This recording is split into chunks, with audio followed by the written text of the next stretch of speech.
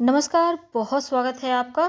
मकर राशि, शनिदेव की साढ़े साती का अंत होने जा रहा है 29 मार्च को। अब शनिदेव जाते जाते आपकी लाइफ में क्या कुछ देकर जाएंगे, क्योंकि उतरती हुई साढ़े साती व्यक्ति को बहुत कुछ देकर जाती है। और जब आपके धन भाव में बैठे हैं, यहाँ से निकलकर तीसरे घर में प्रवेश करेंगे, तब आपकी लाइफ में क्या बदलाव होगा। तमाम बातें जारी है, वीडियो के अंत तक बने रहिए। और यह प्रेडिक्शन चंद्र राशि पर आधारित है। तो 29 मार्च को शनिदेव की साढ़े साती पूरी तरह से आपकी समाप्त हो जाएगी। दूसरे भाव को छोड़कर अपने स्वयं के घर, जो कुंभ राशि है, शनिदेव का ही घर है, यहाँ से निकलकर जब वो देवगुरु बृहस्पति के घर आएंगे 30 साल के बाद, तब एक पूरा युग ही परिवर्तन हो जाएगा। सबसे पहले समझते हैं कि शनिदेव वो आपको जाते जाते क्या देकर जाएंगे, क्योंकि अपने घर से निकलेंगे, अपने राशि हैं आप, मकर राशि के भी स्वामी शनिदेव हैं। तो शनिदेव जो ऐसे ग्रह हैं ना, जो धीरे धीरे चलते हैं, इनकी सवारी कछुआ है। अब कछुआ तो मंजिल तक पहुंचना तय है, ये तो हर किसी को पता है, भले ही बाकी लोग भटक जाएं पर कछुआ नहीं भटकेंगे। अब द्वितीय भाव पर गोचर चल रहा था अब पिछले 2.5 साल से, और जहाँ बैठते हैं शनिदेव उस घर को रोशन करते हैं। तो ऐसे में धन प्राप्ति के लिए आपने जो मेहनत किया, जो आपने प्रयास किया, अब उन चीज़ों को प्राप्त करने का वक्त आया है। हाँ, धन की मुश्किलें चल रही थी, क्योंकि शनिदेव का प्रभाव ही ऐसा है कि व्यक्ति को देते तो हैं पर एहसास नहीं होने देंगे कि आपको दे भी रहे हैं।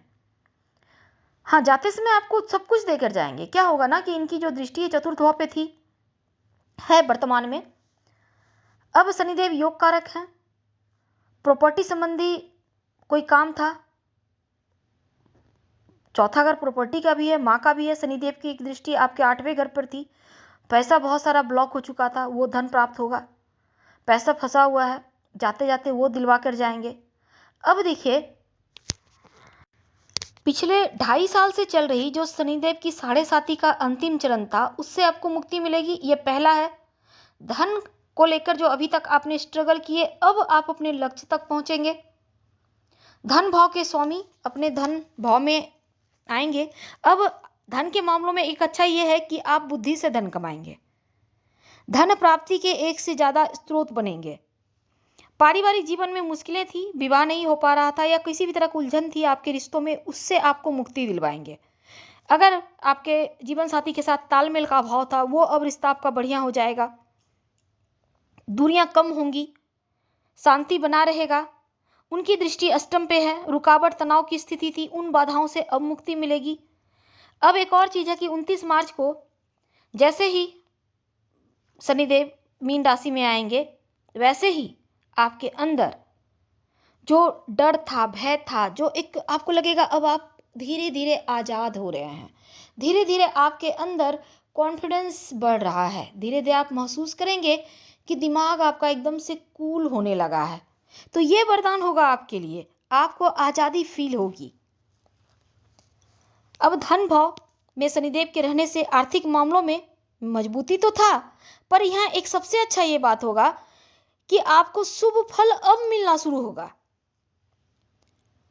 तो लंबे समय के लिए आपने कहीं इन्वेस्ट करके रखा है, कई गुना आगे बढ़कर आपको मिलेगा। आपकी इच्छाओं की पूर्ति करेंगे।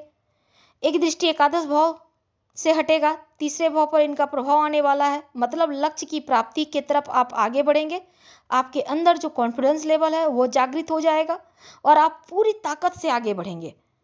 तो 29 मार्च के बाद आपकी लाइफ पूरी तरह से बदलने जा रही है।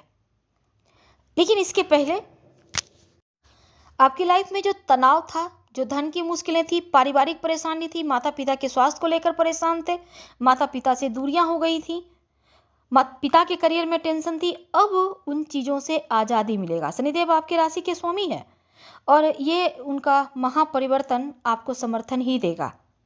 अब अपने घर से निकलेंगे, शत्रु के घर में जा रहे हैं, तो भले ही वो भारी मन से जाएं कि अब मैं दुश्मन के घर जा रहा हूँ, पर अपने घर वालों को सदा सुखी रहने का आशीर्वाद ही देकर जाएंगे।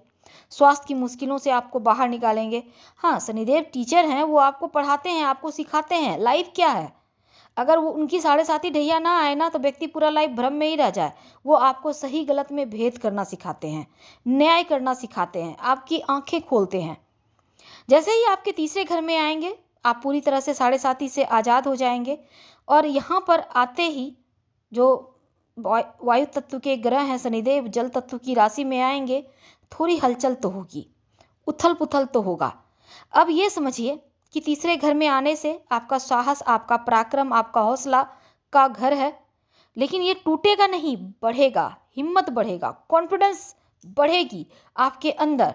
और यहाँ राहु का साथ शुरुआत में मिलेगा। राहु क्या है? इच्छा है। आपकी इच्छा बढ़ेगी, हौसला बढ़ेगा, तो आप तेजी से मंजिल की तरफ छलांग लगाएंगे और जो आपने सोच के रखा है वो प्राप्त होगा। समझ के रखिए कि तीसरे घर में आने से छठे, 10वें, 11वें भाव सर्वाधिक उत्तम माना गया है। और ज्योतिष में कहा गया है शनिदेव तीसरे घर में आते हैं तो पराक्रम, आपका साहस बढ़ता है, करियर में ऊंची छलांग लगाते हैं, भाग्य भाव पर दृष्टि पड़ेगी, उन्नति के अवसर मिलेंगे, प्रेम संबंधों में समस्या थी वो समाप्त होगा, शेयर मार्केट में पैसा ब्लॉक था अब वो धन बढ़ के आपके पास आ जाएगा, धन की मुश्किलें समाप्त होंगी।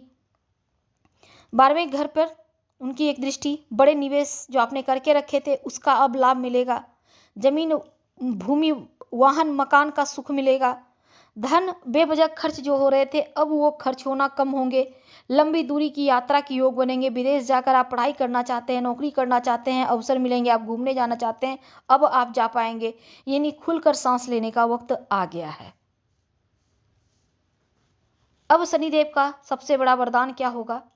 आपको, आपके लिए ये होगा कि आप शनिवार के दिन आप सात्विक भोजन कीजिएगा।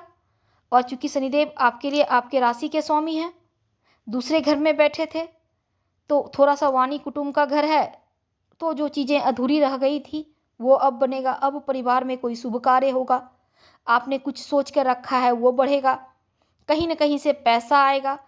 जो गरीब लोग हैं उनकी सहायता जरूर करें, खाना पीना का दान कर दीजिएगा, अपनी वाणी में थोड़ा मीठापन रखिएगा, सोच समझकर डिसीजन लें। 2 महीने राहु के साथ हैं तो आपको थोड़ा सा यहाँ पर ध्यान रखना है, अपनों के साथ घुले मिले, जो रिश्तों में दूरियां थी उसको ख़त्म करें। गिफ्ट आप अपनों को दे सकते हैं, उपहार के रूप फूलों का उपहार दे तो सबसे बेस्ट रहेगा, फूलों का पौधा भी दे सकते हैं। अब इस समय शनि मंत्र का जप आपको करते रहना है, ये नहीं कि साढ़े साती समाप्त हो गई तो नहीं करेंगे, नहीं करना है, क्योंकि आपके राशि के स्वामी हैं और उनको जितना बल देंगे उतना ही आपको शुभ फल मिलेगा। तो आप के लिए यह वक्त खुशियों से भरा हुआ एक थाल की तरह है और इसको मुस्कुराते हुए स्वीकार कीजिए। जाते हुए तो मन की जो परेशानी थी उससे आज़ाद करेंगे, धन की परेशानी से आज़ाद करेंगे, रिश्तों की मुश्किलें समाप्त करेंगे। हर हर महादेव। धन्यवाद।